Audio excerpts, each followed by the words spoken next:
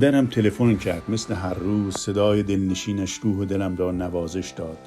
گفت کجایی؟ گفتم در کتابخانه. گفت آیا شعر می نویسی؟ گفتم آری آری. یادم آمد زمانی که شاید دوم ابتدایی بودم، یک شب در بسترم خوابیده بودم که پدرم آمد و مادرم دست خط مرا به او نشان داد. پدرم عاشق کتاب و نوشتن بود و برای خواهرم خودنویس گران قیمتی خریده بود و من اغلب آن را می دزدیدم و با آن می نوشتم.